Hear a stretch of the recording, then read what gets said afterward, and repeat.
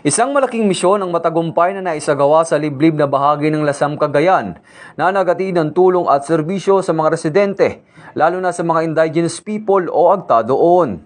Layunin ng aktibidad na dalhin ng serbisyo ng gobyerno at matugunan ang matagal ng pangangailangan ng komunidad. Matagumpay na naisagawa nitong ika-20 ng Setyembre, taong kasalukuyan sa Barangay Sicalaw, Lasam, Cagayan, ang Project Models Mission o Medical, Optical, Dental, Evangelism, Education, Legal and Other Services na hatid ng 2nd Cagayan Provincial Mobile Force Company o 2nd CPMFC. Pinangunahan ito ni Police Major Jefferson D. Mukay. Katuwang ang iba't ibang ahensya, opisyal at mga stakeholders para tulungan ang mga pamilyang kapos sa buhay. Kabilang sa mga nakiisa at nagbigay suporta ang 2nd District Representative, Honorable Baby Aline Vargas Alfonso at ang lokal na pamahalaan ng Lasam sa ilalim ng pamumuno ni Mayor Dante Dexter Agatep Jr. Sumuporta rin ang 17th Infantry Battalion ng Philippine Army, PNP Lasam at iba pang lokal na ahensya ng gobyerno.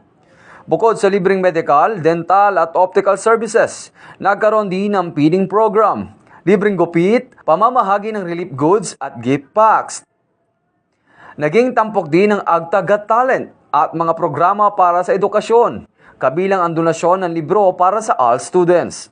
Ayon sa mga organizer, ipinakita ng misyon na sa pamamagitan ng pagkakaisa at pagtutulungan ng gobyerno, kapulisan, militar at iba pang partner organizations ay kayang abutin ang mga liblib na komunidad at maramdaman ng bawat mamamayan ang tunay na serbisyo.